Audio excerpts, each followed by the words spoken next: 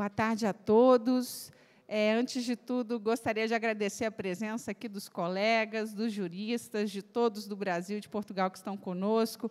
Dizer que é uma alegria estar aqui, né, acolhido dentro da universidade aqui em Lisboa, e também cumprimentar toda a organização, nas pessoas do professor Sidney Gonzalez, da Fundação Getúlio Vargas, e também no IDP, na pessoa, claro, do nosso ministro Gilmar Mendes, e também na pessoa do ministro Luiz Felipe Salomão.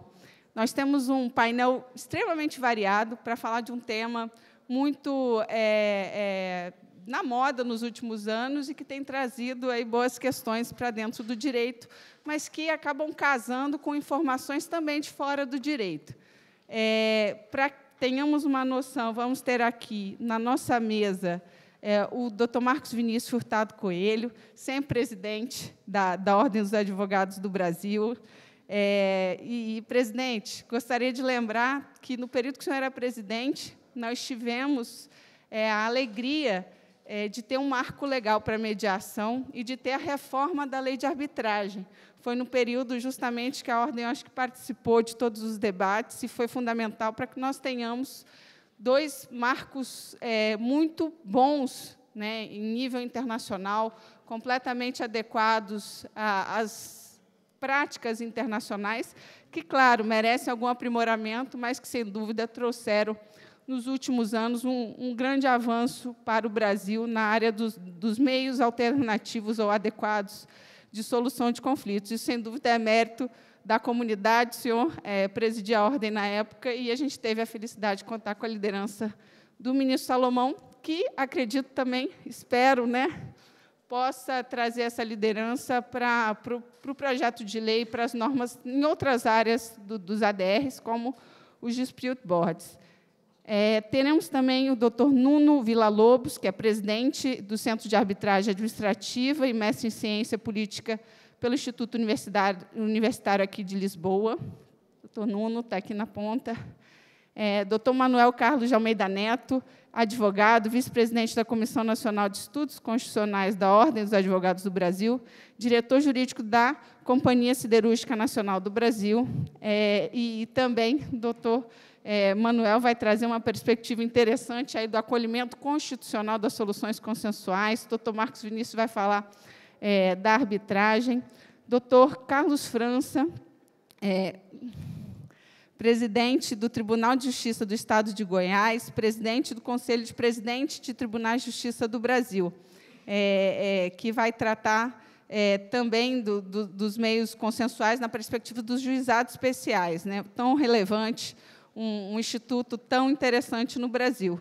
Dr. Antônio José Campos Moreira, procurador de Justiça, que vai trazer as perspectivas penais, né, tão polêmicas, mas também tão interessantes, que precisam ser debatidas. Doutor Rony Prelso, eu sempre troco, cadê o Rony?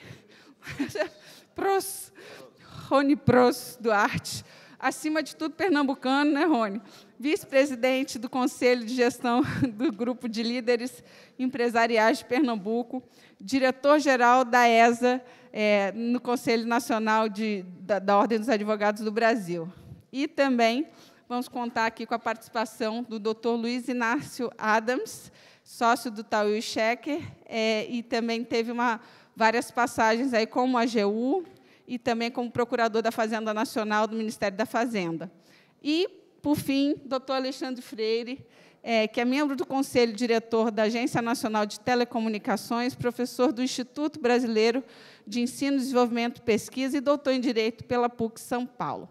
Bom, antes de tudo, gostaria de lembrar aqui que estamos falando de vários mecanismos, né? Estamos falando de meios adequados de mediação, conciliação, arbitragem, dispute boards e também outros mecanismos que se apresentam muitas vezes de forma híbrida. Aqui na nossa mesa vamos ter diferentes perspectivas desses mecanismos, mas que sempre tem essa visão desse microsistema que está enquadrado tanto no ordenamento jurídico brasileiro como dentro do ordenamento jurídico português e internacional.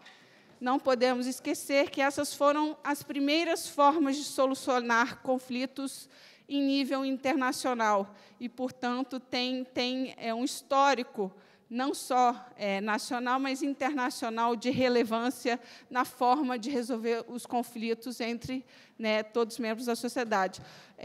Passo a palavra, já de início, ao doutor Marcos Vinícius, para que faça a sua exposição. Muito obrigado, Juliana Loz, que realmente trouxe, ela que fez estudos em Paris, em Sorbonne, sobre mediação, conciliação, trouxe para o Brasil, há 12 anos atrás, aproximadamente, muitas ideias interessantes que foram aproveitadas nesta nova regulação sobre mediação e sobre arbitragem, do que eu costumávamos dizer, desde aquela época, não de métodos alternativos de resolução de conflitos, mas métodos adequados de resolução de conflitos.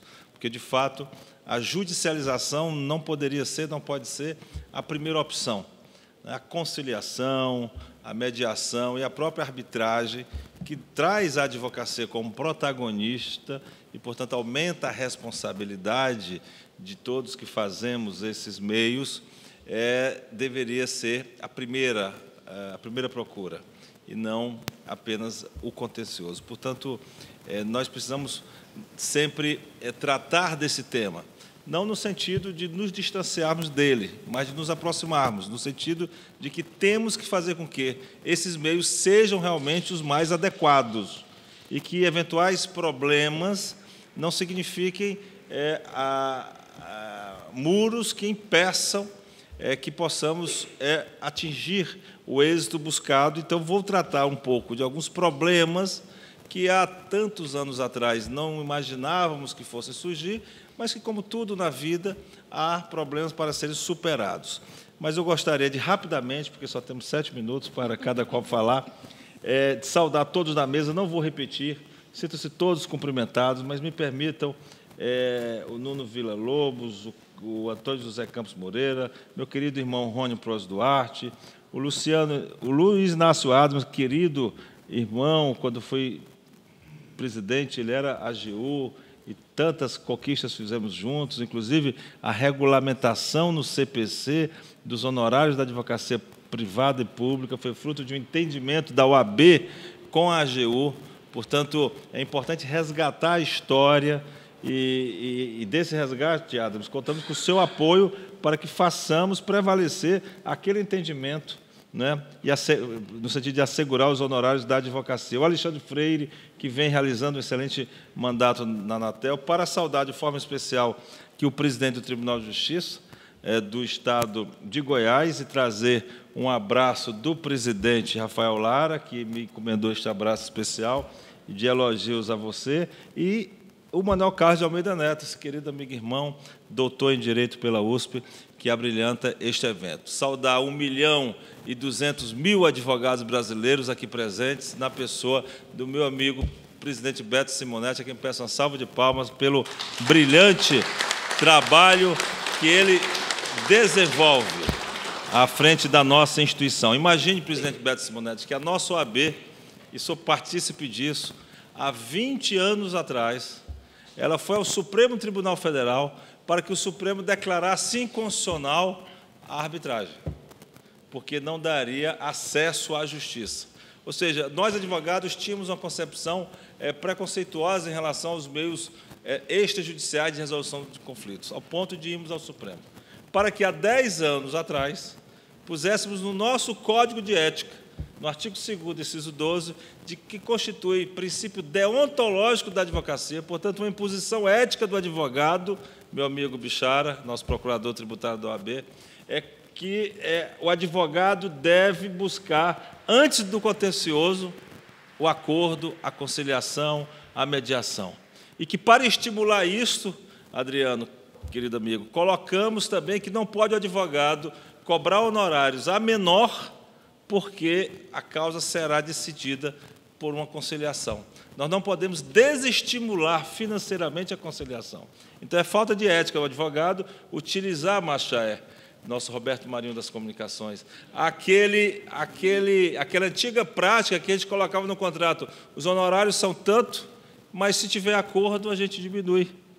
Isso é falta de ética profissional. Hoje, o nosso Código de Ética... E essa regra foi posta fruto de uma sugestão dos que faziam à época e dos que fazem o movimento de conciliação e mediação para que a advocacia não seja desestimulada financeiramente. O certo é que hoje há um forte movimento no sentido de conquistar coração e mente dos advogados brasileiros para a importância desses métodos extrajudiciais, os adequados de resolução de conflitos. E queria saudar duas iniciativas que estão sendo vitoriosas em nosso país. A primeira, a Câmara de Conciliação da Advocacia Geral da União. Nós temos já o Adams, ainda o ministro Toffoli começou quando era AGU, o Adams deu sequência, a gestão da ministra Grace fez um acordo muito interessante na questão dos poupadores, e agora, também com o ministro Bruno Bianchi, e agora com o ministro Jorge Messias, vem aquecendo, porque há resolução de conflitos e tantas são as demandas nesse aspecto. O TCU inaugurou esse ano uma importante iniciativa, numa Câmara de Conciliação, que vem funcionando de forma muito adequada. Antes, a resposta do TCU era apenas: você está errado, você será punido, você irá para o Ministério Público. Mas o Brasil não ganhava nada com isso. Agora, a solução pode vir a ser: podemos adequar sua conduta, resolver desta forma, o negócio permanecer, será melhor para o país e não necessariamente ninguém será punido por erros que, por mais das vezes, não são feitos por má-fé, mas por desconhecimento e até mesmo por mero descuido. Mas eu gostaria de centrar minha fala acerca da arbitragem, porque eu defendo a arbitragem como algo fundamental para o nosso país. É muito importante que o Brasil participe do cenário internacional dentro, portanto, de uma arbitragem que siga os padrões mundiais. E, dentre os padrões mundiais, e o padrão da lei brasileira, dessa regulação, se encontra um controle ético sobre a arbitragem. Muito importante. Isso se encontra na lei desde sempre, que é a nulidade de uma arbitragem quando ocorrer falta do dever de revelação. E eu lhe explico qual a importância deste ponto, doutor Carlos França. Porque o juiz lá de Goiás, o desembargador lá de Goiás, ele tem a fiscalização da Corregedoria de Justiça, tem a fiscalização do Conselho Nacional de Justiça, tem a fiscalização do direito de recurso que as partes possuem. O árbitro da arbitragem, e o CNJ definiu recentemente que a arbitragem tem função jurisdicional, não é? Portanto, o árbitro exerce a função de julgador, o árbitro não tem corregedoria, não tem uma instância recursal, não há recurso. Não é? Então, anima mais ainda, passa a ser mais importante o controle ético, e as partes só possuem a possibilidade do controle ético se houver o cumprimento do dever de revelação, de revelar todos os fatos e aspectos e circunstâncias, independente do tempo, que possa fazer com que as partes que estão exercendo o direito de impugnar ou não a indicação do árbitro, a exerça de forma transparente, de forma ampla. Com a ausência do dever de revelação, não há outra hipótese que não anular a arbitragem. Porque se esse mínimo controle, que é o único que existe hoje na legislação brasileira, não for cumprido adequadamente, então nós iremos estimular um fenômeno que hoje já se revela nas pesquisas. O IPESP com o FGV e o Conjur fizeram recentemente uma pesquisa com as empresas brasileiras. Uma ampla pesquisa, com a resposta de um número significativo das empresas brasileiras sobre a arbitragem. E, olha, os dados não são animadores. A ampla maioria das empresas brasileiras não querem mais utilizar a arbitragem. Há um decréscimo da adesão da arbitragem, porque nós temos que nos comportarmos igual, tal qual a mulher de César, desculpa aqui o preconceito da comparação, e tal qual o homem de Maria, ou a mulher de César, tal qual a pessoa digna. Não basta ser, tem que parecer também que é. Ou seja, no sentido de que a concepção dos um minuto para concluir, a concepção, a compreensão de todas as empresas sobre a arbitragem. A mensagem que deve ser passada é de que as arbitragens são imparciais, elas são meritórias, são decididas, portanto, sem qualquer vínculo. Não agrada à advocacia brasileira que haja o que se ocorre, por mais das vezes, o cruzamento entre a função de árbitro e advogado. Não consideramos adequado. E temos um encontro marcado com isto, porque na arbitragem X, o advogado A funciona perante o árbitro B. Na arbitragem Y, há inversão. O advogado B funciona perante o árbitro A. Não me parece razoável que, concomitantemente, ocorra isto no território brasileiro. Você não vai convencer o empresário brasileiro de que isso é adequado. Você não vai convencer a ninguém que isso é adequado. Há o exercício do direito de impugnação do árbitro. Sim, esse exercício ocorre. Mas, de novo, para que ele ocorra de forma ampla, é necessário o dever de revelação sendo cumprido de forma ampla. Com o dever de revelação sendo cumprido de forma ampla e com a Justiça verificando adequadamente o cumprimento deste dever, me parece que a arbitragem não necessitaria de regulamentação. Mas, se essa regulamentação não vier, se a própria arbitragem, se a própria Justiça não der essa resposta, então me parece que outras medidas terão que ser tomadas sob pena de aumentar o índice de partes e empresas do nosso país que não mais vão preferir esse instrumento tão importante, tão salutar, que é a arbitragem em nosso Brasil. Muito obrigado, Juliana Lossi.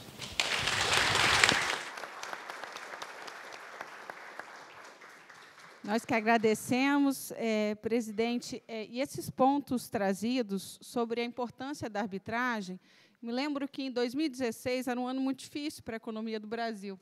E naqueles rankings que o Banco Mundial produzia, Doing Business com o país tal, os dois elementos que, no ano de 2016, logo na sequência da reforma da lei de arbitragem, da lei de mediação, trouxeram o Brasil para uma perspectiva positiva, foram justamente o uso da mediação e da arbitragem no Brasil. Então, são pontos fundamentais para o ambiente de negócios. O Brasil ele realmente teve uma postura no passado de questionar, a própria constitucionalidade. Hoje, muito diferentemente, ele é visto como um país amigável para soluções adequadas.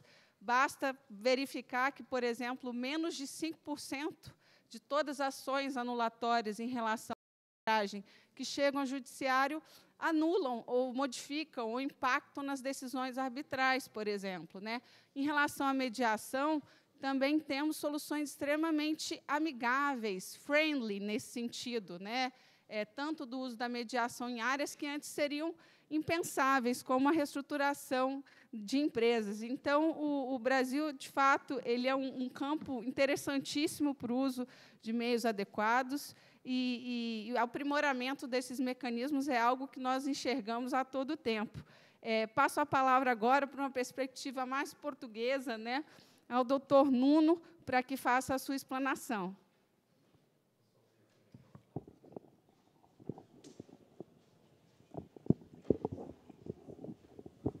Boa tarde a todos. Eu vou passar por cima da parte protocolar para tentar dar boa execução aos meus 7 minutos e começaria por cumprimentar algo que disse, saudar o professor Marcos Vinícius quanto à questão da imagem da mulher de César.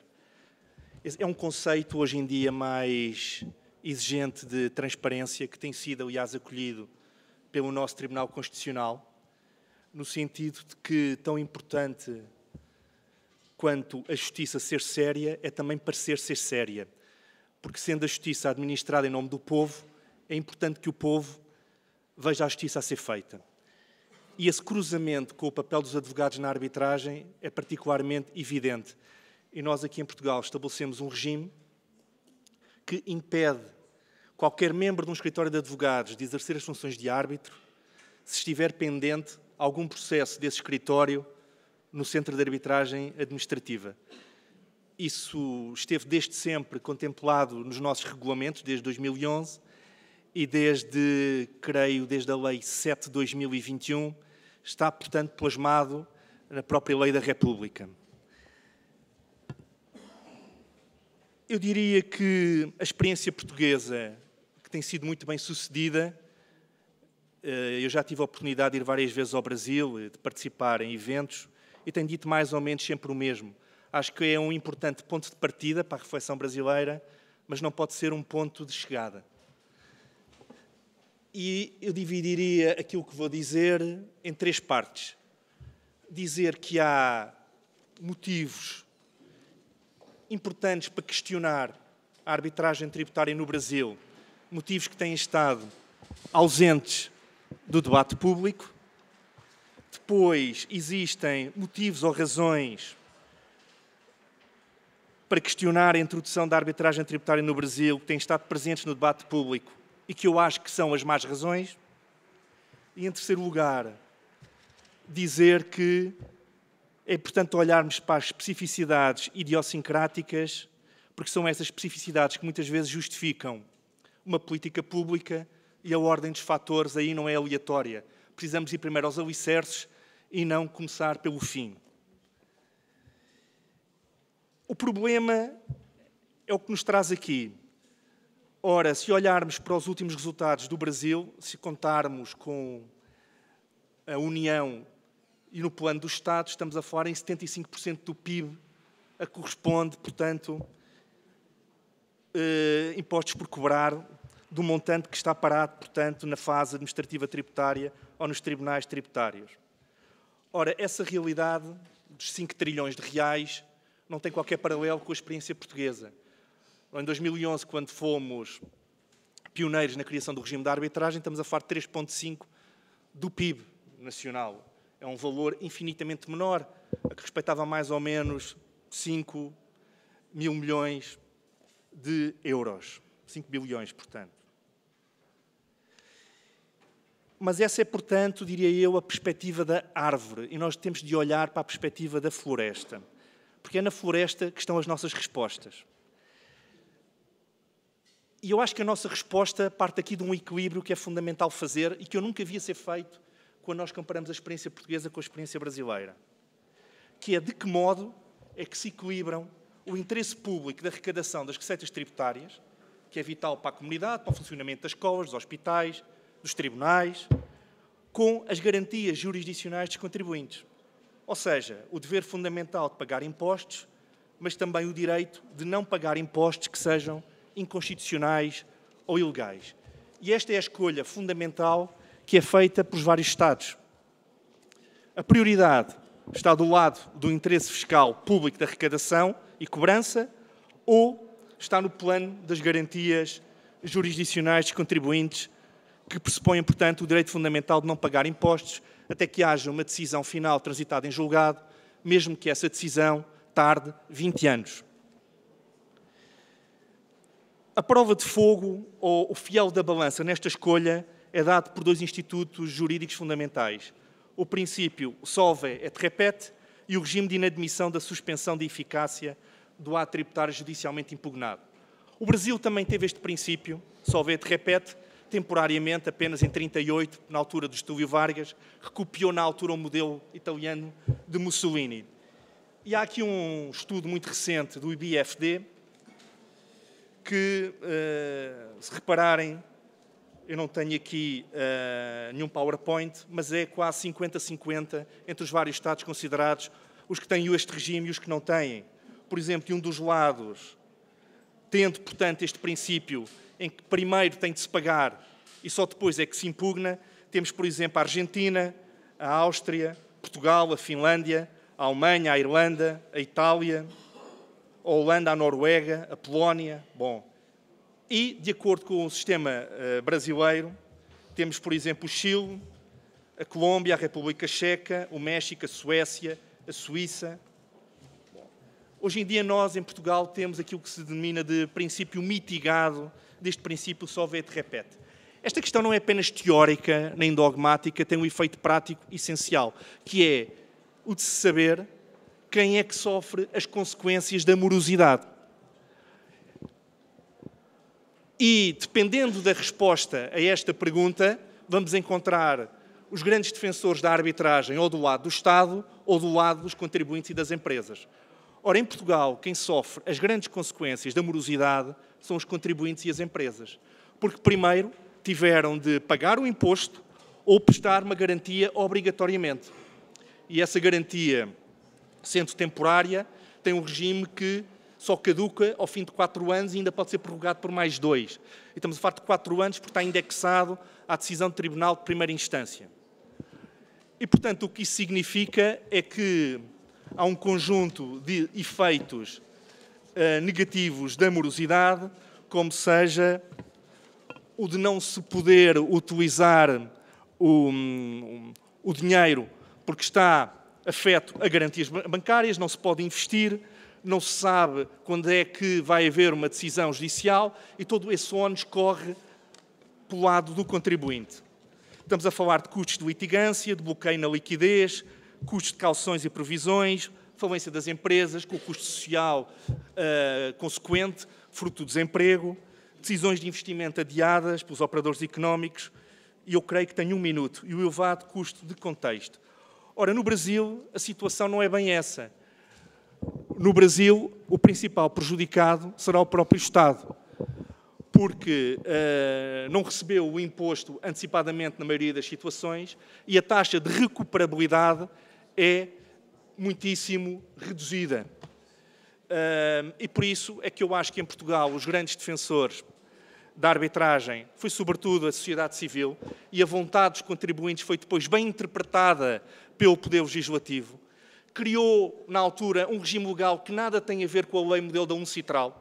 A lei que existe para a arbitragem tributária é uma lei feita de raiz. A lei voluntária geral comercial nem sequer consta das normas de aplicação subsidiária.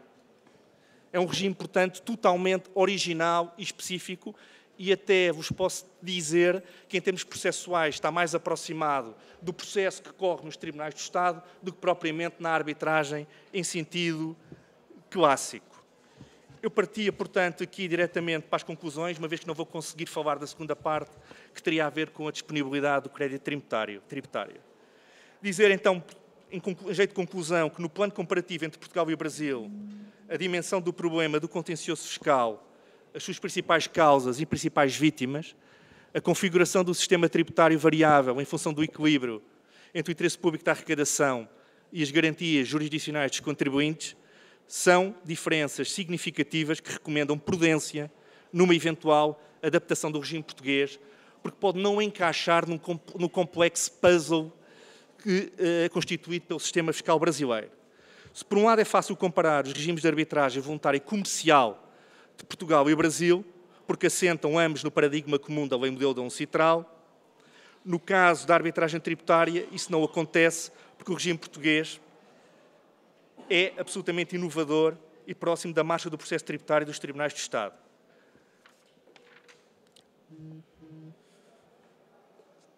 Partindo aqui para as opções mais detalhadas, se no Brasil for decidido avançar para um regime de arbitragem fiscal, é preciso saber se vão ou não adotar uma lei de arbitragem tributária criada de raiz, com especialização dos julgadores, aplicação estrita da lei, publicidade das audiências e julgamento, observância estrita das garantias de independência e imparcialidade, supervisão por uma Câmara deontológica com possível ligação ao STF, sendo que, se forem essas as opções, o CAD estará mais próximo de, atendendo à sua experiência e ao seu modelo, prestar uma ajuda mais profícua, se nos vier a ser solicitada, tendo em vista a edificação desse regime. Muito obrigado pela vossa atenção. Tentei não fugir muito do tempo.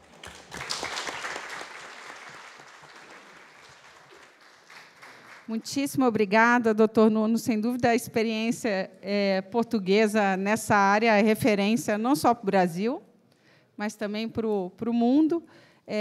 E aqui nós temos, né, o Bichara e outros professores que são referência na área tributária. Sem dúvida, o Brasil é um país extremamente complexo, o arcabouço jurídico, né, estamos discutindo nesse momento as mudanças nessa área, mas, ainda assim, as complexidades vão demandar muito trabalho para qualquer tipo de movimento para esse tipo de mecanismo no nosso país. Mas é super interessante, porque eu acredito que toda a trajetória que, por exemplo, a Advocacia Geral da União e outras instituições têm feito no Brasil dentro da arbitragem, também de outros mecanismos, reflete muito essa adaptação, né? Preocupação com a transparência, publicidade e outros quesitos.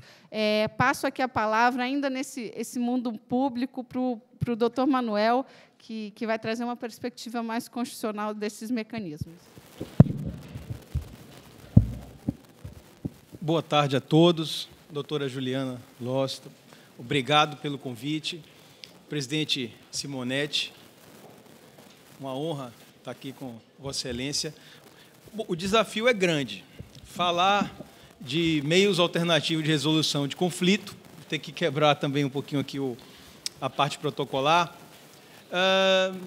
num evento sobre direito digital e defesa das instituições e do Estado democrático de direito. A primeira coisa que me veio à cabeça foi onde está o abrigo constitucional na Constituição do Brasil desses meios alternativos. O Brasil é litigioso, da cultura do vou te processar. Onde é que está isso na nossa Constituição? O doutor Marcos Vinícius Furtado Coelho, nosso sempre presidente da Ordem dos Advogados, também membro vitalício do Conselho Federal, trouxe aqui uma ideia do artigo, inciso 35 do artigo 5º, da inafastabilidade da jurisdição. Nada, nenhum conflito de interesse escapará do Poder Judiciário. Esse é um problema, né? Estava conversando com a doutora Juliana Losa aqui no começo. Talvez seja daí que se entenda que há um conflito constitucional, essa ação que a OAB entrou no passado. Mas toda a Constituição, eu fiquei pensando, qual é a recepção constitucional disso? Estou aqui resumindo, depois eu vou juntar o que eu escrevi para coordenação do evento. Qual é o contributo desses institutos e onde é que está na Constituição? A primeira coisa que nós temos que entender, culturalmente, os portugueses nos deram um conselho normativo na época das ordenações filipinas e manuelinas, em 1603, que dizia o seguinte, no livro 3, título 20, parágrafo 1º.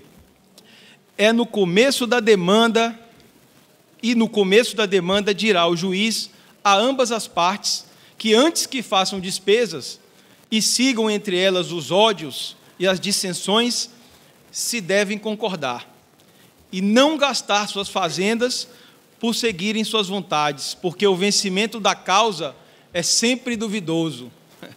E daí, talvez, que venha aquele ditado forense antigo, às vezes é melhor um mau acordo do que uma boa demanda. A Constituição Imperial do Brasil, de 25 de março de 1824, também tinha lá um dispositivo. Foi a primeira vez que uma norma constitucional, né, tratou, no Brasil, dessa matéria. Foi a mais longeva Constituição brasileira, durou 65 anos, a Constituição Imperial. E o artigo 161 dizia o seguinte, sem se fazer reconciliação, não se começará processo algum. Né? Então, a autocomposição era um imperativo, pelo menos a tentativa. E, dando um salto aí por conta do tempo, na atual Constituição de 1988, brasileira, para além desse dispositivo que aqui nós já falamos, o inciso 35 do artigo 5º, nós temos que começar com o preâmbulo. E o que diz o preâmbulo da nossa Constituição, que é uma Constituição progressista, que veio depois de 21 anos de ditadura militar, como todos sabem. Então, o que diz aqui o preâmbulo da Constituição, a mensagem? Nós, representantes do povo brasileiro, reunidos em Assembleia Nacional Constituinte, para instituir um Estado democrático destinado a assegurar, vou saltar, e na parte que interessa por conta do tempo, o bem-estar, a justiça como valor supremo de uma sociedade fraterna, fundado na harmonia social e comprometida na ordem interna, no âmbito interno, né, algumas pessoas observam no artigo 4 da Constituição, que fala de, enfim, questões internacionais, uma autorização para autocomposição. Eu já não vejo. Eu vejo aqui no preâmbulo, que lá fala-se de ordem internacional. Aqui no preâmbulo está, na ordem interna, o comprometimento com a solução pacífica de controvérsias. Então, veja que esse é um objetivo da Constituição do Brasil. Então, esse inciso 5º, o artigo 5º, inciso 35, tem que estar, obviamente, interpretado em consonância com o preâmbulo da Constituição. E aqui eu soltaria para mais o artigo 70, o inciso 78 do mesmo inciso 5º, garante que a todos, no âmbito judicial e administrativo, serão assegurados razoável duração do processo e os meios que garantem a celeridade da sua tramitação. Isso deve incluir, sem dúvida nenhuma, o esforço do Estado para que, preferencialmente, os conciliatórios de resolução de conflito garantam a celeridade processual e término do litígio.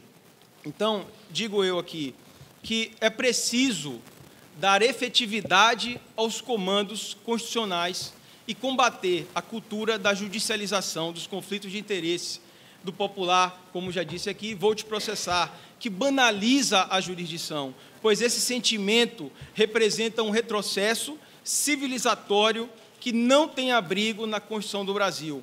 O contributo maior da conciliação é a pacificação social, com o consequente fortalecimento do Estado democrático de direito e, portanto, preservação das nossas instituições democráticas, que, de tempos em tempos, no Brasil, sofrem aí alguma tentativa de abalo, como os senhores e as senhoras todos aqui acompanharam nos últimos tempos. No Brasil, existe uma Constituição muito forte e poderosa que não está escrita. É a Constituição que Ferdinand Lassalle observou, a Constituição material, que os sociólogos chamam de a verdadeira Constituição, a Constituição real. Essa Constituição, que é a soma dos fatores reais de poder, ela sempre está ali fazendo com que o país, digamos assim, entre em períodos de eclipse democrático. Nós, no Brasil, nós tivemos muitas constituições, não só 7, como está no sítio eletrônico do Congresso Nacional. Nós tivemos muito mais documentos constitucionais. O decreto de 30 esteve como a lei suprema do Brasil por 4 anos. Tivemos outros documentos que também não têm o título de Constituição, mas que eram, sim, verdadeiras cartas constitucionais. Então, essa preservação do Estado democrático de direito e das instituições democráticas, ela está, sim, na Constituição atual de 1988, que é uma Constituição legítima, Constituição brasileira, e que ela, sim, prevê e dá abrigo à autocomposição de conflito e que nós temos o dever de preservá-la. É isso aqui, eu agradeço pelo curtíssimo tempo e, enfim, passo a palavra para a doutora Juliana.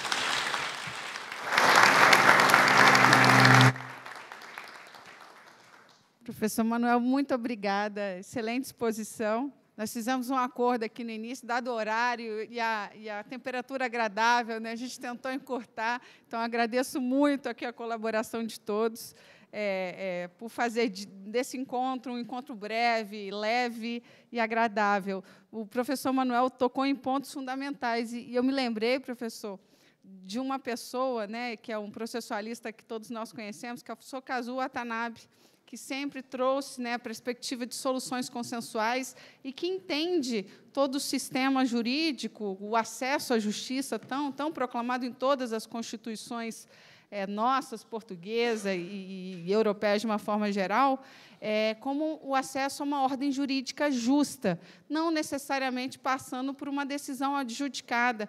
Então, e ver isso refletido em tantas constituições, nesse trabalho que o senhor fez, né, um repositório histórico tão interessante, foi muito, muito legal, porque eu anotei aqui que não é de hoje, né? Nós já sabemos, mas quando vemos documentado, muito interessante. Aproveito para passar a palavra aqui ao doutor Carlos França, para a sua exposição.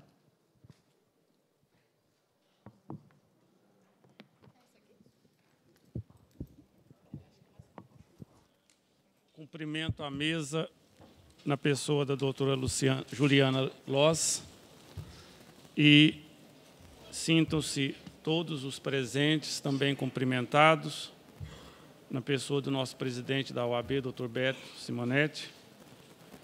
Eu vou trazer aqui a visão do Poder Judiciário Estadual em relação aos métodos adequados de solução de conflitos. Todos nós sabemos que o Poder Judiciário brasileiro, como um dos poderes da República, enfrenta enormes dificuldades orçamentárias, dificuldades daí advindas estruturais, e nós não damos conta do volume de processo que nós temos de demandas.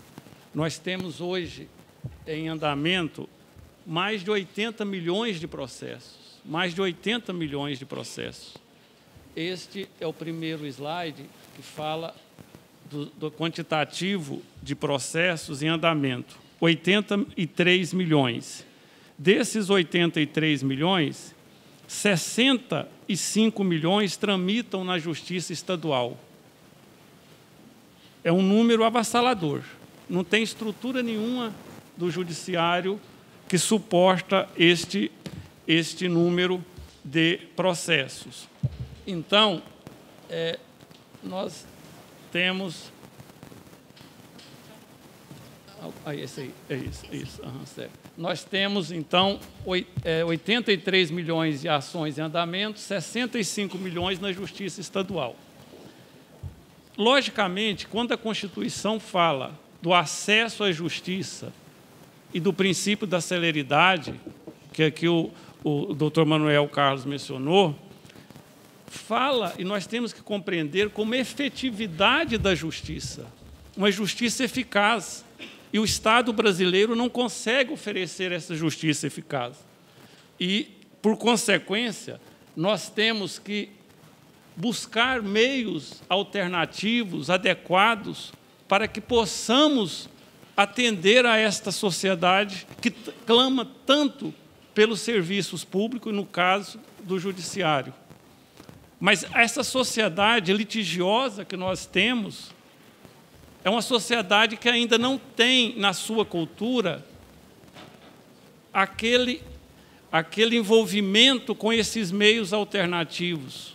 Hoje, nós temos inúmeros dispositivos legais tratando desses meios alternativos, e o Código de Processo Civil de 2015 trouxe nas normas fundamentais esta imposição ao Estado, pelo Estado juiz, e envolvendo todos os atores do sistema de justiça, advogados, Ministério Público, advocacia, Ministério Público, Defensoria Pública, nós somos obrigados a promover esses meios alternativos de composição de litígios.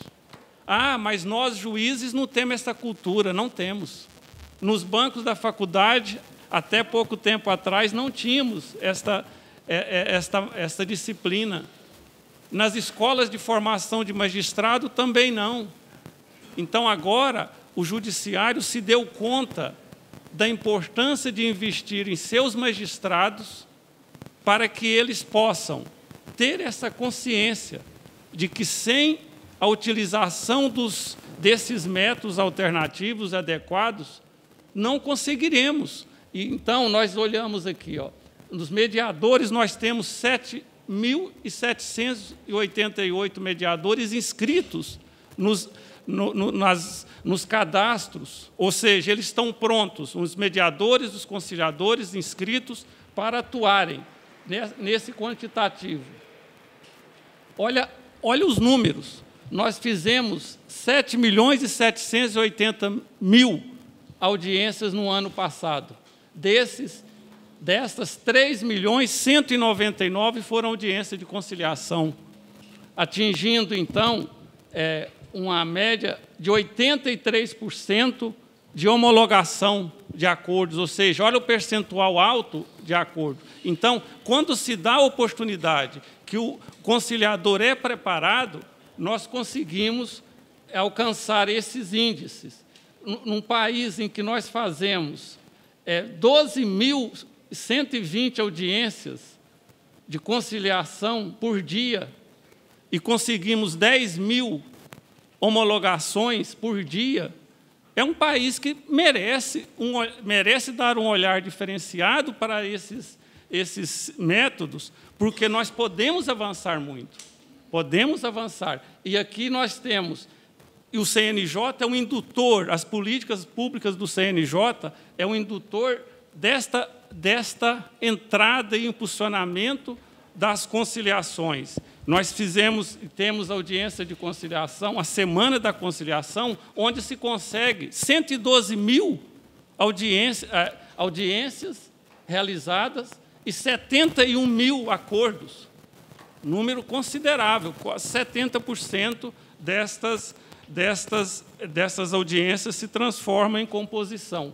Então, nós podemos dizer que não tem outra saída para o Estado brasileiro e para a jurisdição que não o envolvimento e o investimento nestes meios alternativos e adequados. Porque se a sociedade espera e continuar esperando do juiz uma definição, uma resolução dos seus problemas, ele virá certamente com atraso e virá sem resolver adequadamente aquele litígio, porque o juiz ele está preparado para aplicar a lei. Muitas das vezes, ele não tem conhecimento do todo, dos fatos como um todo. Então, a sua solução, a solução do Estado juiz, nem sempre é a melhor. E a autocomposição é aquela que resolve a consensualidade, traz para todos envolvidos uma sensação de efetividade, uma sensação de que realmente foi feita justiça. Quando o juiz decide, uma parte necessariamente fica insatisfeita, e algumas vezes ambas as partes ficam insatisfeitas.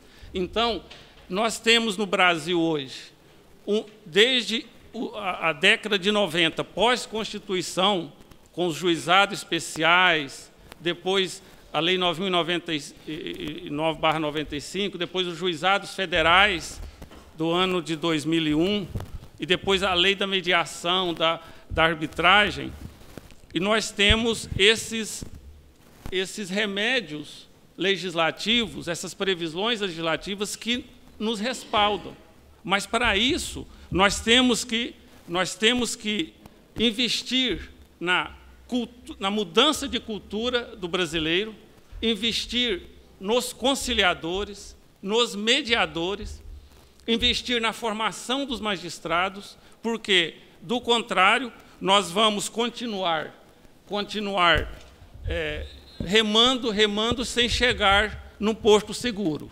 E eu aqui, nessa parte, eu faço menção a uma fala do ministro do Prêmio Nobel, o Tutu, né, Desmond Tutu, diz: meu pai sempre dizia, não levante a voz, melhore os seus argumentos.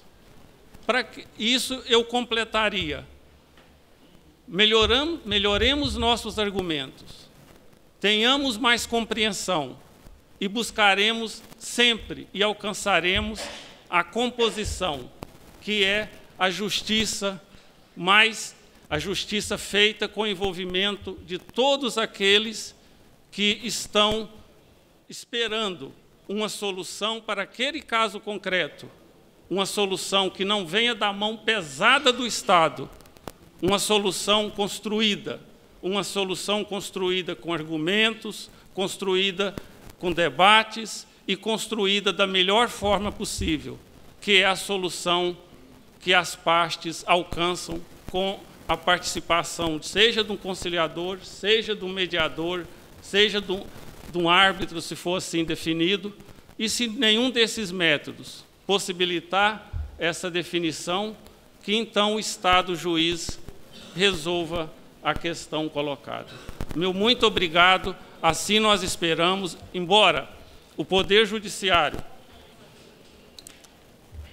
esteja sempre presente, sempre, nunca abrimos mão de decidir, com a participação da advocacia, do Ministério Público e da Defensoria, todos os atores do processo, do sistema de justiça.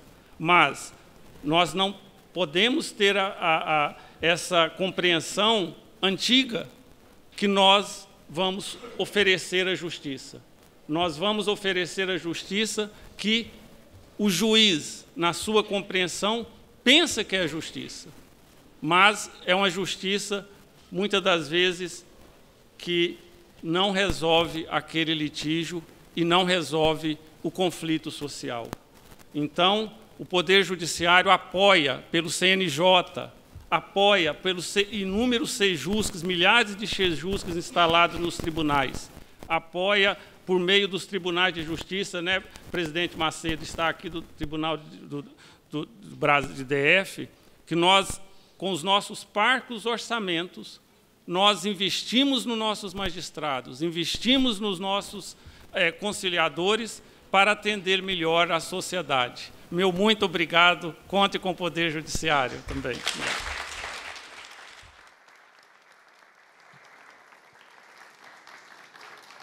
Muitíssimo obrigada, doutor Carlos França. Eu acho que a mensagem do senhor é conte com o Judiciário e componha com o Judiciário, né? Eu acho que o sistema jurídico brasileiro e a justiça brasileira ela é exemplo, sobretudo após 2015, após 2010, com a Resolução 125, no estímulo das soluções consensuais. Vamos dar um giro agora para o outro lado aqui, indo para o caminho penal, mas que também tem aí algumas abordagens consensuais interessantes. Vou passar a palavra ao doutor Antônio José Campos Moreira. Só o microfone aqui, se puder ligar. Estava ligado? Está ligado?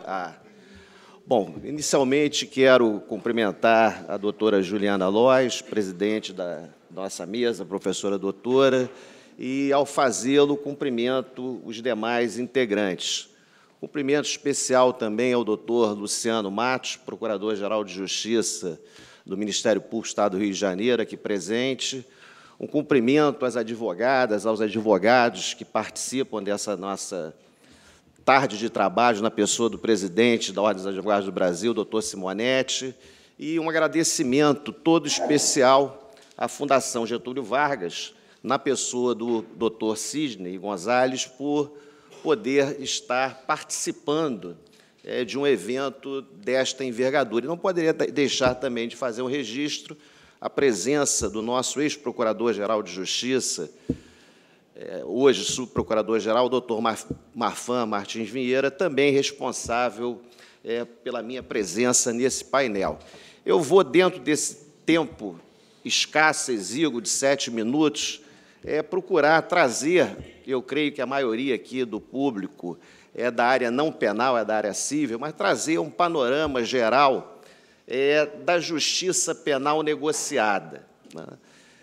Nós, hoje, no Brasil, convivemos, desde a Constituição de 88, com 2 modelos distintos de processo penal. O modelo clássico, o modelo tradicional, pela via conflitiva, em que, finda a investigação, o Ministério Público oferece denúncia, formula a acusação, formaliza a acusação perante o Poder Judiciário, que chama o réu para apresentar defesa e ver-se processar. Há uma fase instrutória, uma fase de debate sobre a prova coligida em juízo sob o crivo do contraditório, e aí sobrevém a sentença, fase de julgamento, sentença sujeita ao duplo grau de jurisdição, sujeita à apelação, sujeita a reexame no âmbito da nossa Justiça Estadual pelo Tribunal de Justiça, na Justiça Federal pelo Tribunal Regional Federal.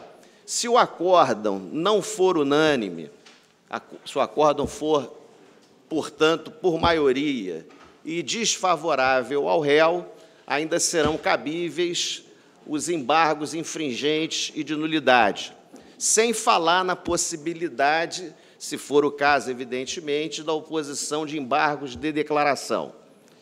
Sobrevindo acórdão, ainda é possível o manejo de 2 recursos constitucionais: o especial, para discutir questão federal, questões de direito infraconstitucional federal, e o extraordinário para discussão de questões constitucionais. Só daí já se vê que, entre a prática do delito e a solução final do processo, há o transcurso de um tempo enorme, muitas vezes com réu preso, outras tantas com réu solto, com réu em liberdade. E a minha experiência de 36 anos de Ministério Público, eu procuro me sensibilizar no exercício de alteridade com a posição dos réus, a minha experiência mostra que esse modelo, embora evidentemente não possa e não deva ser abandonado, ele muitas vezes se penaliza o réu pela via do processo, principalmente aquela pessoa que tem um envolvimento pontual, ocasional, com a justiça criminal. O sujeito que não tem antecedentes, é primário, mas se vê ali processado e permanece sob uma espada de Damocles durante anos e anos, e isso é uma punição pelo processo, uma punição pelo processo. Paralelamente a esse modelo, que é um modelo clássico, modelo tradicional, desde 88, a nossa Constituição, e aqui, embora haja hoje, entre aqueles que escrevem sobre o processo penal, muita crítica a alguns institutos da justiça penal negociada, alguns apontam a inconstitucionalidade de certos dispositivos, penso que foi a Constituição de 88, vejam, o Constituinte de 87, 88, em um outro cenário, em um país muito diferente do país em que nós vivemos, um país hoje em que há um alto nível de litigiosidade no cível, de demandas cíveis, mas que há também números impressionantes de criminalidade de toda a natureza. Criminalidade violenta, de sangue, criminalidade organizada, criminalidade institucionalizada, enfim. Os índices entre nós revelam, eu diria, um baixíssimo nível civilizatório, um baixo nível civilizatório.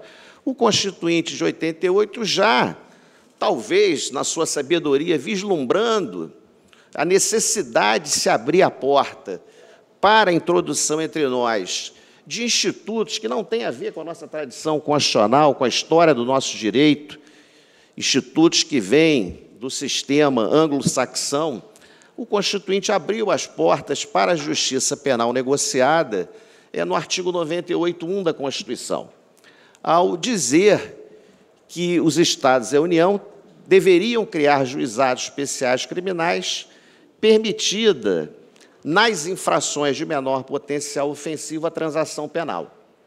Então, a própria Constituição de 88, eu penso que aqui os princípios do devido processo legal, da inafastabilidade da jurisdição, convivem harmonicamente com esse modelo de justiça penal negociada.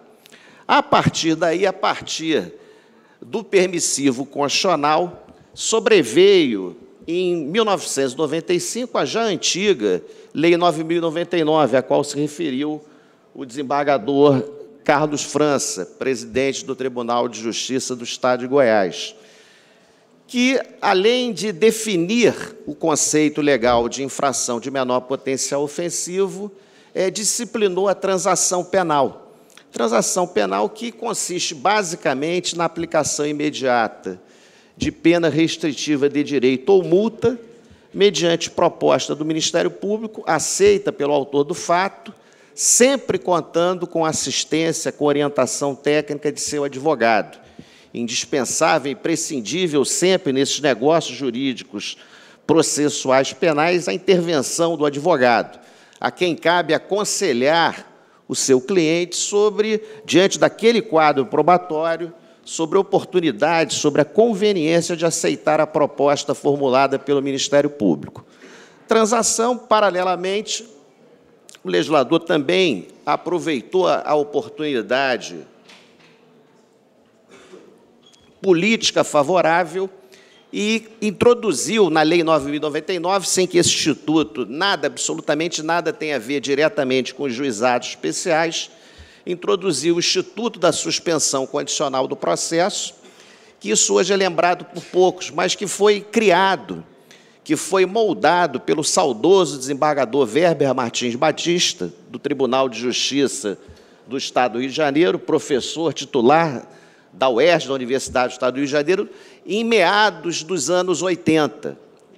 O professor Weber ganhou um prêmio num encontro de tribunais de alçada criminal com um trabalho intitulado A Suspensão Condicional do Processo.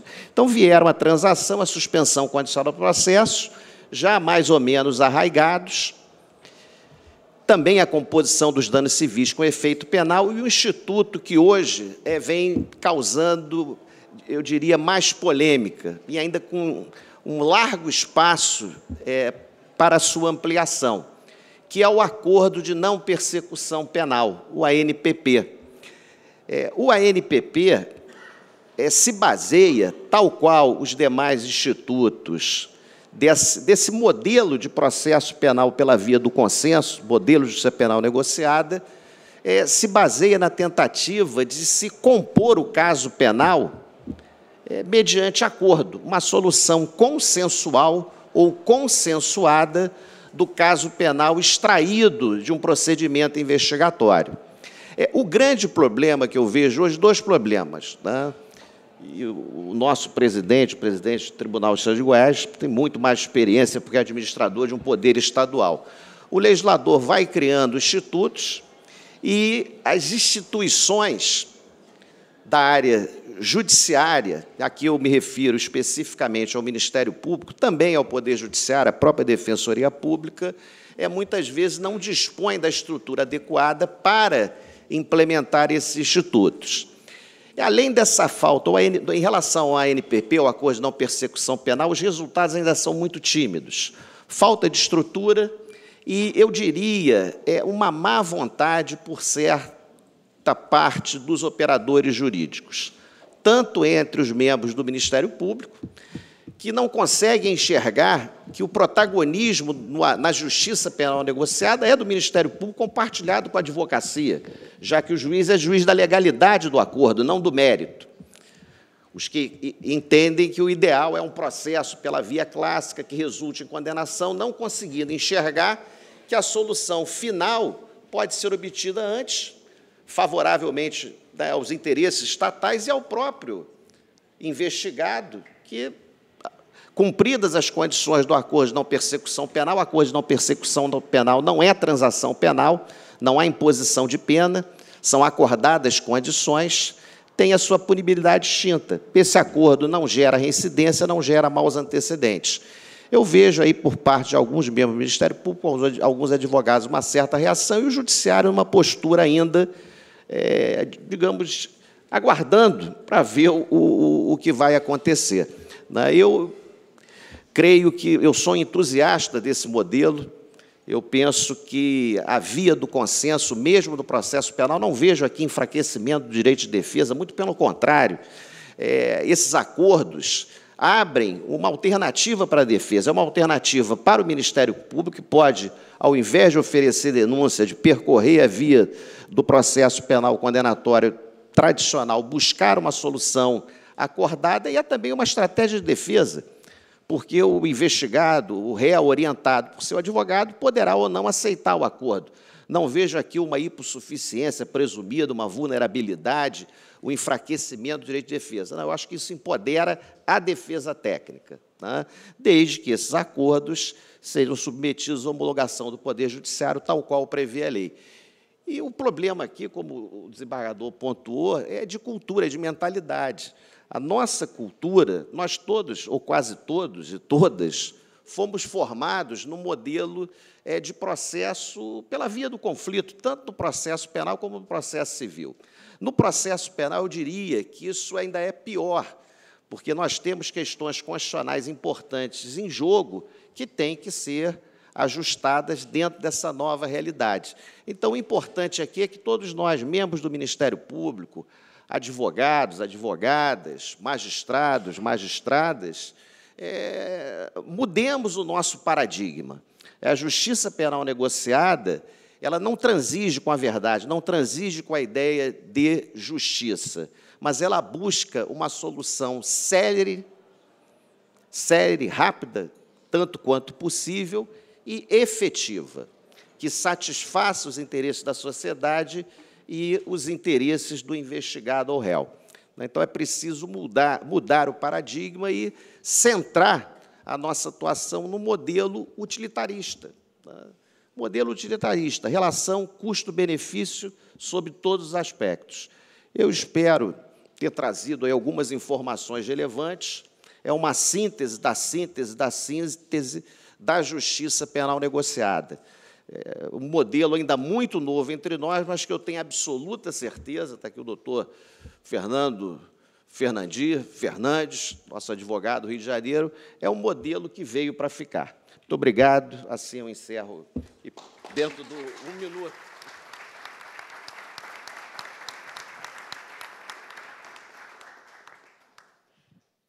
Muitíssimo obrigada, doutor Antônio. É interessante, né? Quando o senhor estava falando da justiça penal negociada, e aí, cooperando um pouco com as informações que o doutor Carlos trouxe, de 83%, né, doutor?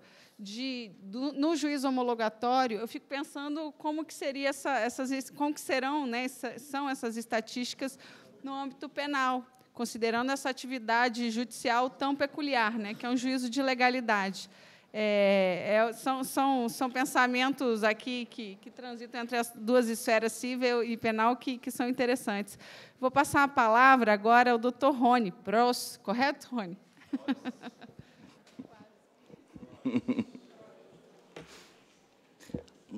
Muito obrigado, boa tarde a todas e a todos. Iniciando esta apresentação, que há de ser telegráfica, eu começo cumprimentando a Juliana Lois, cumprimento ainda meus irmãos de armas à mesa e na assistência, Marcos Vinícius e o presidente Beto Simonetti, e para que a saudação se faça paritária, eu cumprimento também minha esposa Lorena.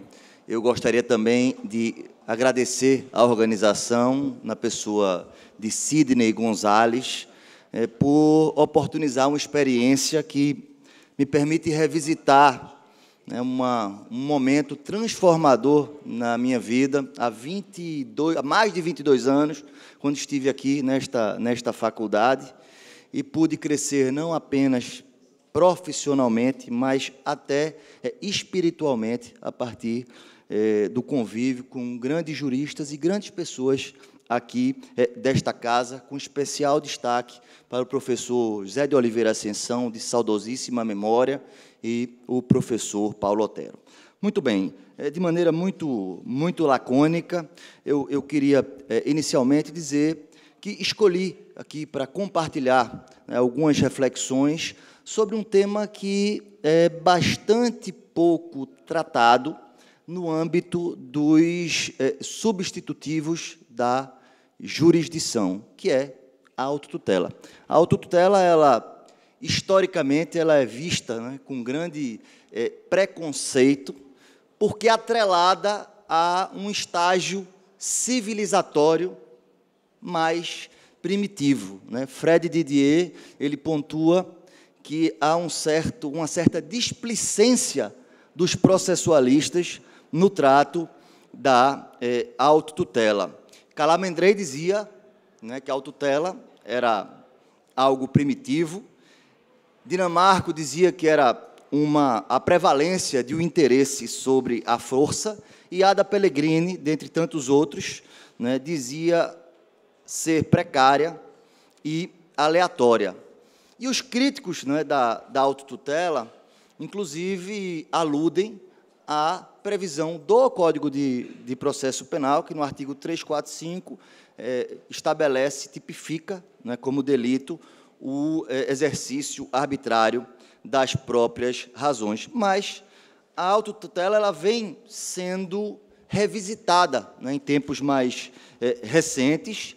Por quê? Porque o processo que foi pensado como instrumento, né, para a realização da justiça, para a entrega a cada um do que é seu, vem se mostrando cada vez mais um óbice à efetivação dos direitos, sobretudo sobre o aspecto temporal. E neste momento de redenção, né, da autotutela, vários juristas vêm defendendo a ampliação das hipóteses em que há a atuação direta, né, das partes para a efetivação dos seus direitos. O professor italiano Andrea, que não é o Marighetto, mas é o Zoppini, fala em a obtenção de resultados independentemente ou sem o processo. E aqui, né, se falou, o professor Carlos França, a questão do atraso, né, da demora da entrega da prestação jurisdicional. O Marcos Vinícius falou da importância da desjudicialização, e é preciso pontuar que a autotutela é o mais barato dos equivalentes jurisdicionais. Não se paga honorário, não se pagam custas, e também é o mais rápido, porque ele se concretiza, não é? A autotutela, ela atua imediatamente. E aí, para alguns que ouvem com uma certa perplexidade quando a defesa da autotutela, é bom lembrar que a autotutela ela está sempre sujeita ao controle jurisdicional. Ao contrário do que acontece com a jurisdição privada ou estatal, ela não se torna definitiva. Agora, a diferença é, o controle na autotutela é residual. Só a patologia chegará ao judiciário, né, servindo para um grande esforço de desafogamento da via judiciária. É importante estabelecer algumas premissas conceituais, não é? Pontes Miranda dizia que a autotutela é a aplicação da regra jurídica pelo próprio interessado. E a autotutela, ao fim e ao cabo, é uma ação direta, material, feita pelo titular ou por terceiro no seu interesse, de modo a permitir a obtenção de resultado equivalente à jurisdição. Há algumas visões mais restritivas, eu queria poder desdobrar conceitualmente, mas não temos tempo, né? Alguns autores dizem que só as hipóteses expressamente previstas na legislação permitiriam a autotutela, que ela não poderia ser realizada por terceiro, mas apenas pelo próprio titular. Mas é importante lembrar, né, que a autotutela é um direito potestativo que é exercido unilateralmente pelo respectivo titular ou por um terceiro no seu interesse. E os tipos, né, mais conhecidos de autotutela, as hipóteses, são a legítima defesa da posse e o desforço imediato possessório, o direito de retenção em diversas modalidades e situações, o corte de raízes e ramos, né, na hipótese de atingir o terreno confinante, né, são as hipóteses mais tratadas, algumas hipóteses de autotutela executiva, inclusive presentes em legislações mais recentes. Mas o problema é saber se, além, né, das hipóteses típicas, essas que vários diplomas legislativos, inclusive o Código Civil, trazem, se a vontade das partes, não é, pode estabelecer situações de legitimação da autotutela. E aqui eu vou fazer uma pergunta. Imagine que Maria, né, venda a João um imóvel em 60 prestações e que eles consensualmente prevejam que, na hipótese de inadimplemento, um terceiro, um deles, né, vai notificar em relação ao inadimplemento e que, havendo a persistência, um terceiro agente vai pegar uma chave-cópia e vai lá buscar o carro onde ele estiver, vai pegar, né, os pertences que tiverem em seu interior, documentadamente, para providenciar a restituição. Será que isso é possível? Né? Muita gente pode franzir a testa e olhar, né, com grande surpresa a possibilidade de se cogitar este tipo de solução. Mas vamos lembrar o que é que a realidade, sobretudo na economia digital, o que é que ela nos impõe, sobretudo nos contratos inteligentes, que são contratos autoexecutáveis, inclusive sem a intervenção humana. Então, vamos imaginar o seguinte, Airbnb, hoje você já tem fechaduras ligadas à internet. O sujeito paga por 3 dias de hospedagem. O algoritmo vai cuidar de, no terceiro dia, ao final do terceiro dia, ele tranca a porta e o cidadão não vai mais ter acesso ao imóvel. Se a gente pensar no Facebook, né, que não há gratuidade, a gente paga o Facebook com informação. Então, há uma relação, até uma relação de consumo. Mas o Facebook, ele exclui nossos conteúdos pelo algoritmo, ele deleta a nossa conta, ele nos deixa de castigo, né, numa autotutela que é absolutamente e amplamente aceita, e quem disser que isso é proibido vai ficar fora, né, de uma economia digital. E aí eu pergunto, se no mundo digital essa autotutela é permitida, por que recusá-la no mundo real? Obviamente, há limites, né? Nós não podemos pensar na efetivação da autotutela por força física delegada ao particular. Então, isso é um limite intransponível. Mas não há nenhuma norma que proíba o estabelecimento consensual da autotutela. Beth, Máximo Bianca, Talamine, Didier, são alguns dos que admitem esta possibilidade. E, ora, se a gente pode escolher uma jurisdição privada, se a gente pode conformar o rito processual civil em negócios jurídicos processuais atípicos, artigo 190 do Código de Processo, se a gente pode, como falou aqui o doutor Antônio, até ter uma justiça penal negociada, por que nós não podemos pactuar mecanismos, não é, voluntariamente, de autotutela? Então, em conclusão, tá, muito aligeradamente, é preciso dizer que o indivíduo ele pode, voluntariamente e dentro de determinados limites, se colocar em um estado de sujeição para ação direta do terceiro ou da contraparte. E aí, Juliana, eu queria até trazer aqui um ponto que me ocorreu, que é a possibilidade de inclusão de mecanismos de autotutela na convenção de arbitragem, de modo que o não árbitro, eventualmente, que pode ser também um árbitro, mas que os próprios participantes da jurisdição privada disponham de mecanismos de autotutela a prescindir do recurso ao judiciário, que é um grande desafio na arbitragem, não é, que você depende do judiciário para ter o enforcement da decisão.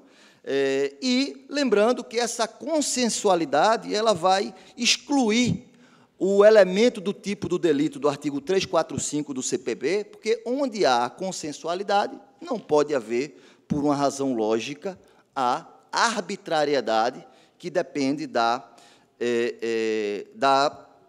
situação típica. Lembrando, não é, que a autotutela estará sempre sujeita a um controle a posteriori dentro das situações patológicas. Pedindo perdão pelo extrapolamento do tempo, eu agradeço muito a atenção de todos.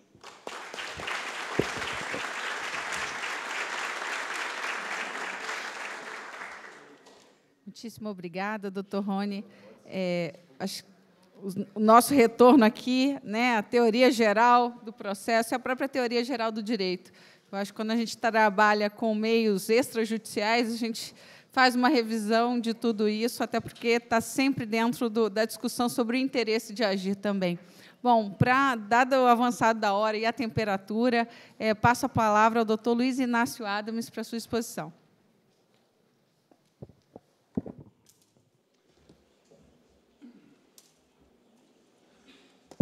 Obrigado, doutora Luciana. Eu vou fazer primeiro só uma homenagem, e peço licença ao Simonetti para isso, ao Marcos Vinícius, que, quando eu era advogado-geral, foi meu parceiro numa série de soluções importantes para a advocacia e para o Brasil, não é só para a advocacia. As soluções que a gente pensa no Estado são pensadas, ou buscadas, pelo menos, ou desejadas, a beneficiar todos os brasileiros, e não só um setor dos brasileiros. E eu acho que muitas das iniciativas têm essa finalidade. Dito isso, eu vou, num prazo menor, espero que 7 minutos, pontuar minhas observações que eu tenho sobre o tema, dizendo primeiro o seguinte: a consensualização chegou para ficar. Se nós olharmos retrospectivamente 10 anos, e aqui, doutor Simonetti, é bom que se lembre, quando no segundo Pacto Republicano, 2009, que o presidente Lula, o presidente do Senado, Congresso, Sarney, e o presidente Supremo, Gilmar Mendes, aprovaram aquele pacto, uma das medidas era a transação tributária. E é bom que se diga, a OAB, naquela época, se opôs à transação tributária. Ela aprovou um parecer contrário, entendendo ela uma violação do que ela entendia como uma certa certeza do processo tributário, que é absolutamente, eu que tenho 24 anos de carreira como procurador da Fazenda, não sou mais, mas tive, eu confesso que não existe. É uma fantasia achar que a lei nos dá certeza. O que nos dá certeza é um parâmetro legal que é interpretado. E essa interpretação tem que ter estabilidade. Se ela não consegue gerar estabilidade, ela contradiz o processo, a função do processo legal. Então, nós temos uma dinâmica que não alcança apenas a Congresso, alcança o Judiciário também. Ele é uma parte importante no processo de segurança jurídica. E esse é um fenômeno que hoje nós não temos. Nós não temos no Brasil ainda. E por que não temos isso? Porque, no Brasil, a cultura do litígio é uma cultura do lawfare. Eu, como advogado-geral, logo que eu assumi, uma das coisas que me surpreendeu foi quando eu recebi da minha secretária-geral contencioso o 4º embargo de declaração. Eu disse, mas por que nós estamos entrando no 4º embargo de declaração? Ah, não, para afastar a litigância de má-fé. Eu dizia, mas o segundo embargo de declaração já devia dar litigância de má-fé. Porque embargo de declaração tem uma função legal. Então, existe uma cultura, eu estou falando do poder público, mas isso vale também para o privado. Não existe culpado nesse processo. Tá? Então, o lawfare é uma dinâmica do litígio brasileiro. Ganhar a qualquer custo, lutar por postergar decisões judiciais, evitar a qualquer custo o efeito da decisão judicial. Isso se dá hoje no precatório. Qual é o valor do precatório no Brasil? Zero. Do ponto de vista dos poderes, zero. Zero, porque ele é um instituto que foi construído para criar credibilidade no processo de obrigações, para respeitar e dar sustentabilidade, e se tornou um problema. A última reforma, eu conversei com ministros do governo, a última reforma que foi feita no governo federal acabou com a credibilidade do sistema federal. Era o único sistema que funcionava no termo precatório, ele acabou, tornou um esqueleto absurdo. Então, o problema é que a dinâmica judicial criou essa dinâmica, o que favoreceu o espaço da negociação. Favoreceu pela lei de mediação, favoreceu quando o ministro Bruno Dantas, e aqui eu faço homenagem a ele aqui, por ter adotado a Sexex Consenso, com a Resolução 91 de 2022, no TCU, que é um fenômeno fundamental, favoreceu quando o Congresso Nacional aprova acordo de não persecução civil, porque aqui não é só o acordo de persecução final, é fundamental, mas o acordo de persecução civil, ele foi um instrumento fantástico, tem conduzido várias negociações por estaduais, que são importantíssimos para resolver problemas gravíssimos para funcionamento de empresa, por razões questionáveis, em que você não tem dolo, em que o fato não é claro, que a aplicação subjetiva da norma é muito grande. Então, você constrói soluções efetivas na transação. Se olhar, a PGFN, ela negociou, até 2022, 404 bilhões de reais. Isso corresponde mais ou menos a 15% da dívida ativa brasileira.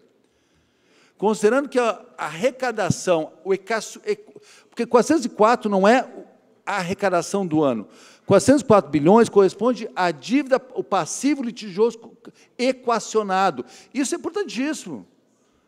É aquele litígio que não existe mais. É um volume de arrecadação que tem uma certa certeza por conta do acordo feito. Essa realidade se você pensar que a arrecadação tributária, num ponto de litígio, é de 2% a 3%, nós estamos falando de equacionar, pelo menos, 5 anos de possíveis ingressos da União no futuro. Então, essa dinâmica de negociação, do ponto de vista tributário, do ponto de vista administrativo, do ponto de vista sancionador, ela é relevantíssima no Brasil. É uma solução que veio e tem que ser expandida. Agora, para que ela o problema da transação é que ela traz alguns desafios que nós não demos conta ainda. E um deles, por isso que eu falei do Laffer, é deles. Eu tenho clientes que querem transação, mas vê a transação como oportunidade para manipular o processo. Não. E essa é doutor, essa é a responsabilidade do advogado. O advogado não pode ser um agente da manipulação processual, da manipulação da solução. Ele tem que ser um agente da solução. Uma dinâmica um conceito jurídico que existe nos Estados Unidos, que é um instituto jurídico que chama candor. Para quem conhece uma expressão americana, não tem uma tradução literal no Brasil, mas basicamente corresponde a uma lealdade ao Poder Judiciário, um respeito. O advogado não pode mentir para o juiz, o advogado tem que apresentar todas as provas disponíveis. Se o juiz pede, ele tem que apresentar, ele tem que respeitar o espaço judicial, que eu acho que é o que é inerente à nossa função como advogado, ser função essencial à justiça. Nós não somos função essencial ao judiciário, nós somos função essencial à justiça, está na Constituição brasileira. Função essencial à justiça é respeitar e buscar a justiça. E o que eu vejo, invariavelmente, é um exercício... Obrigado, extrapolei... Não, mas aqui falta ainda... Poxa! 20 segundos, não, 1 minuto aqui. Está embargando a declaração aqui. Mas, em suma, o que eu estou dizendo é, existe a necessidade, nós compreendemos que nós precisamos, do ponto de vista cultural, do ponto de vista ético, do ponto de vista comportamental, reformular a nossa participação como agente de funções da justiça. E isso passa de ter uma postura, e para viabilizar a transação, que eu considero, e aqui eu acho que, desculpe, só para finalizar minha prorrogação de 20 segundos, autotutela é o respeito ao exercício da vontade livre de decisão. O Estado não pode me tutelar ao ponto de dizer, você não pode fazer acordo. Se eu quero fazer acordo, eu faço. Seja em precatório, seja não precatório. Eu tenho essa liberdade de escolha. E o Estado não pode... E nós temos um país tutelado, em todas as instâncias. Então, esse é um conflito que existe, que eu acho que a OAB tem que defender. O Estado não é um agente de tutela. O Estado é um agente de regulação, mas não tutela. Se o agente livremente faz uma escolha e faz um acordo, tem que respeitar o acordo. E tem que ser consequente com o acordo. Não pode depois buscar o Estado e a tutela do Estado para desfazer um acordo que ele livremente aceitou. Nós temos que ter respeito a essa liberdade individual, inclusive quando é errado. Infelizmente, às vezes os acordos são ruins, mas nós temos que sustentar isso. Obrigado.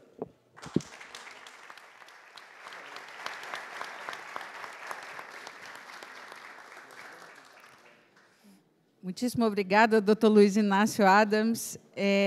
Essa preocupação, né, de respeitar, inclusive quando depois a solução, o acordo, seja lá o que for, não permanece dentro da perspectiva que nós imaginávamos no momento que aquele contrato foi feito, que aquele acordo foi feito, é muito importante, porque garante o que todos nós queremos, que é segurança jurídica e também, eu acho que tem uma função pedagógica, né? A gente vai aprendendo no caminho da prática do direito. Para finalizar o nosso painel, passo a palavra ao doutor Alexandre, que vai trazer a perspectiva das agências reguladoras, especificamente da Anatel.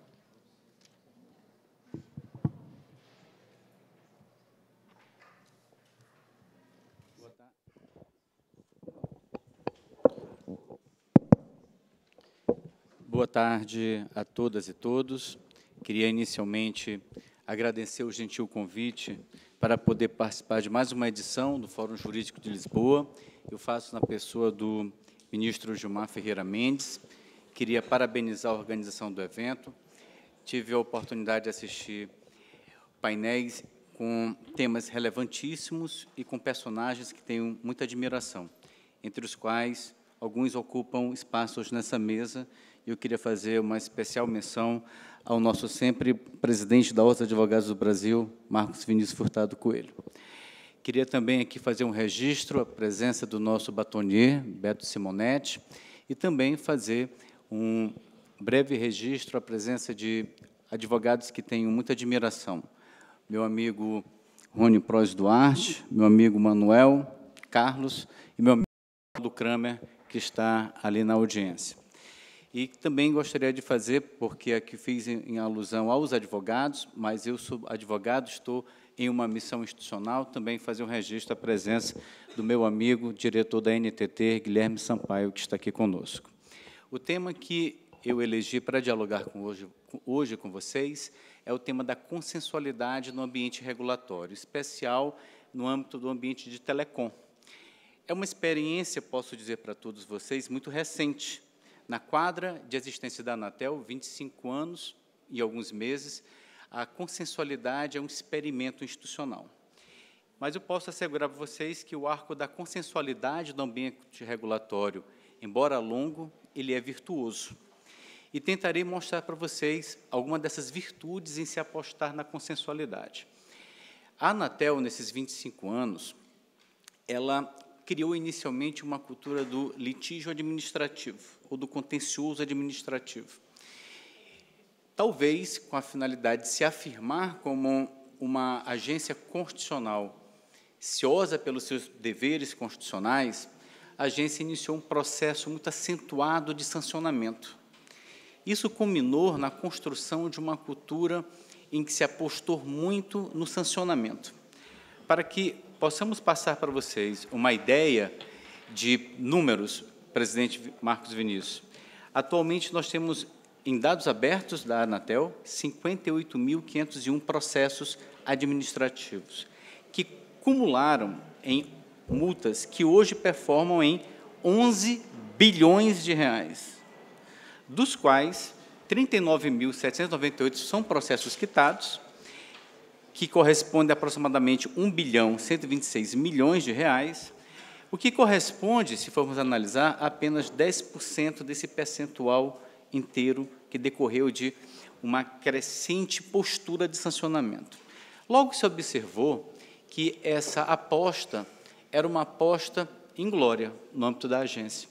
E daí as primeiras práticas de consensualidade, elas passaram a reinar, entre as quais eu gostaria de destacar o TAC, que é o termo de ajustamento de conduta, que tem no âmbito da Anatel alguns experimentos exitosos, mas quando nós examinamos o número de TACs que foram instaurados e aqueles que foram bem-sucedidos, nós podemos destacar apenas 3. Ou seja, embora seja uma aposta importante da agência, nós temos apenas 3, dos quais nós tivemos êxito em ajustamentos de condutas, cumprimentos de obrigações e também em adequações de obrigações de fazer e obrigações de ressarcir. Mas foi o início de uma, digamos assim, uma longa travessia do contencioso administrativo para o consensual. Então, o TAC, ele significa, no âmbito da agência, por mais incrível que possa parecer hoje, é algo usual, por exemplo, nos processos que antecedem uma ação civil pública, mas no âmbito da agência regulatória, da Agência Nacional de Telecomunicações, foi uma grande inovação. Mais recentemente, nós tivemos uma outra experiência, e aqui eu queria fazer uma particular menção ao edital 5G, que é uma experiência que pode ser considerado um benchmark internacional. Esse edital propiciou a conectividade no país inteiro. Esse edital ele é considerado um marco de sucesso por ser não um edital arrecadatório, ele é um edital não arrecadatório. E por ser um edital não arrecadatório, ele transformou aqueles valores em obrigações de investimento. Então, uma das faixas de disputa desse edital contou com a participação de 2 players importantes. E um desses players, em um arranjo muito criativo do ponto de vista econômico, fez uma parceria institucional com uma outra grande empresa. E esse caso chegou à Anatel para ser apresentado como um termo de anuência. E nós tínhamos aí que pontos de vista distintos, porque nesse mesmo edital existia uma certa filosofia de que se propiciaria o ingresso de novos entrantes. Então, o que se imaginou à época se fazer? Bem, ou se aposta uma solução ortodoxa da Anatel. Qual solução ortodoxa seria essa? A submissão do tema ao Conselho Diretor para uma decisão adjudicatória. Mas o que se imaginou fazer? Se imaginou pensar uma solução consensuada, em que se exortaria os players a dialogar entre si para apresentar uma proposta mais rente à própria realidade do edital e também fomentar um diálogo entre esses dois players e as novas entrantes, ou seja, as pequenas prestadoras.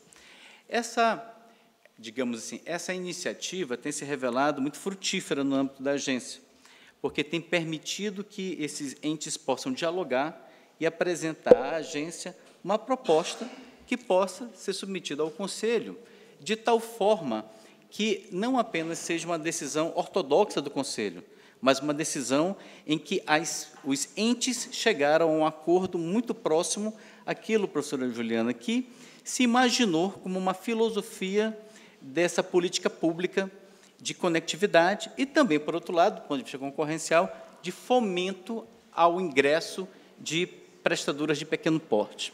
Então, veja que se retirou do Conselho uma prerrogativa que se tinha, permitiu-se que os entes pudessem sentar e apresentar uma proposta ao Conselho Diretor. Então, esse é um caso que, no âmbito da Anatel, tem sido considerado um experimento histórico, no âmbito da Anatel, em termos de fomento ao debate de ideias para serem submetidas ao Conselho. Um outro caso interessante, aqui eu quero trabalhar em duas perspectivas e prometo que já vou me encaminhar para o fim. A Anatel, ela tem uma representação que se dá através da Procuradoria Federal. Então, a Anatel, em muitos casos, ao invés de simplesmente levar a matéria a juízo, ela tem sentado à mesa em processos de arbitragem, e grandes processos de arbitragem, arbitragens que hoje acumulam valores de 56 bilhões, 32 bilhões, 22 bilhões. Então, é uma demonstração também, no meu modo de ver, de uma outra postura da Anatel e do ambiente regulatório. Nós temos também notícias de experimentos exitosos na própria NTT, de arbitragens relevantes que afetam todo o setor. Então, por quê? Porque se aposta em uma solução consensuada, é uma dimensão da consensualidade, e se também evita a litigiosidade que nós observamos que não trazem resultados animadores para o ambiente regulatório, nem para o ambiente da infraestrutura. E muito bem foi lembrado pelo ministro Luiz Inácio Adams a virtuosa iniciativa do ministro Bruno Dantas, no âmbito do Tribunal de Contas da União, em se instituir uma Secretaria de Consensualidade. Por que eu trago à baila esse tema? Porque, recentemente, no âmbito dessas arbitragens vultuosas da Anatel, o presidente Carlos Baigorre apresentou uma proposta ao Conselho de submetermos o caso da Oi, em que se discute aquilo que tecnicamente chama de análise de vantajosidade, para que submetesse ao Conselho, ao Tribunal de Contas, esse caso para um ajuste de contas, ou um encontro de contas, entre aquilo que a Oi pleiteia e aquilo que a Anatel entende por justo. Então, o caso seria submetido ao Tribunal de Contas, a matéria foi encaminhada ao Conselho Diretor, eu tive a honra de participar da votação, votei contra um prazo de 24 horas para analisar o caso melhor, e, estudando o caso, entendi que, de fato, seria um experimento institucional muito relevante, tanto para a Anatel, porque inauguraria um novo capítulo na história institucional do órgão, que seria a promoção de um diálogo institucional com o Tribunal de Contas da União, e isso também impactaria na migração de um regime da Oi para outro. Então, vejam o que eu quero dizer com isso. Eu dei alguns exemplos do avanço do processo de consensualidade na Anatel, que saiu de uma discussão do ponto de vista apenas sancionatório para uma discussão através de TACs, depois de arbitragens, e dei um exemplo de uma solução consensuada no âmbito do processo regulatório, foi o caso da faixa 700 do edital 5G, e agora estou dando um exemplo de como a Anatel também pode, reconhecendo algumas limitações institucionais, submeter a um debate de consensualidade a um outro órgão, que é o Tribunal de Contas da União. Então, o que eu quis demonstrar para vocês, utilizando uma feliz expressão do ministro Gilmar Mendes, é que, diante de um impasse fundamental, que foi o impasse, no âmbito da Anatel, de processos eminentemente sancionatórios, deve-se seguir uma fuga para frente. E essa fuga para frente é justamente a consensualidade, e que tem se mostrado exitosa no âmbito da Anatel, e, pelos diálogos entre os entes reguladores, tem se mostrado também muito exitosa na NTT, tem se mostrado muito exitosa na ANTAC. Acredito que seja um caso de sucesso da história do direito administrativo e regulatório brasileiro. Seriam essas as minhas contribuições. Agradeço mais uma vez a participação de todos da mesa. Foi uma grande honra. Obrigado.